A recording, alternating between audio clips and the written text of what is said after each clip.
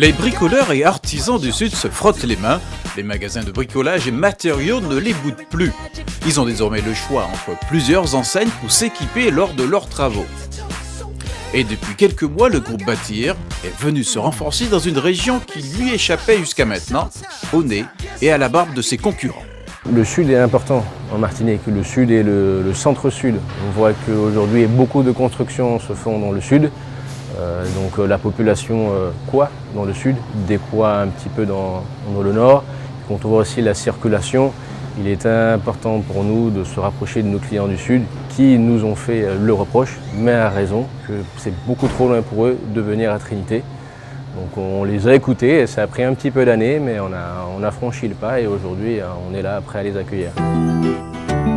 Présent dans l'activité vente de matériaux pour la construction depuis les années 30, le groupe martiniquais a lancé une enseigne Bâtir en 1990. En 2017, en s'implantant à Ducos, il passe à la vitesse supérieure.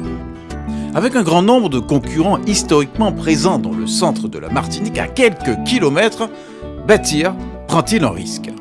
Entreprendre à la base, c'est prendre le risque. Nous, on a un concept qui est bien particulier, des fondations à la finition.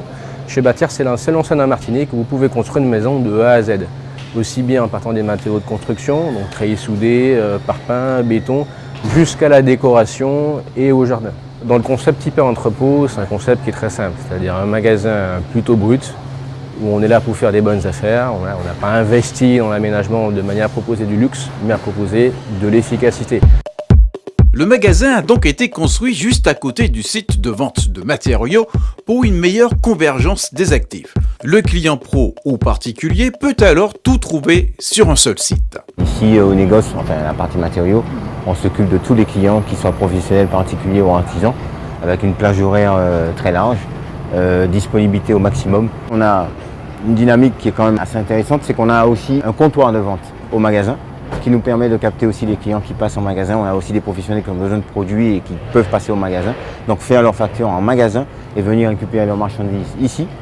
Et aussi la partie négoce, enfin matériaux, où on a 2 comptoirs dispo pour les clients, comme pour les pros, pour les particuliers ou artisans. Donc on capte les clients à 2 endroits différents. Et pour assister sa clientèle particulière, le groupe a développé un service de gestionnaire de projet.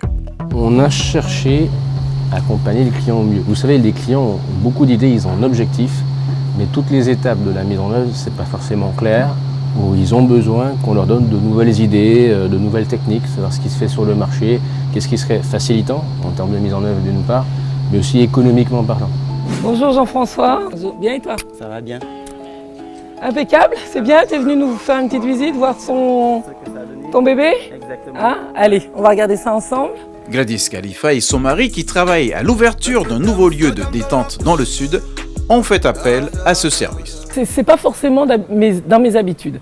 Parce qu'en général, je fais un petit peu, j'y vais moi, je me débrouille toute seule. Et là, j'ai vraiment eu une personne, un interlocuteur, qui m'a permis justement de souffler et de pouvoir faire autre chose. Et donc de là, vu que je savais que je pouvais compter sur Jean-François, du coup, donc ça a été très vite.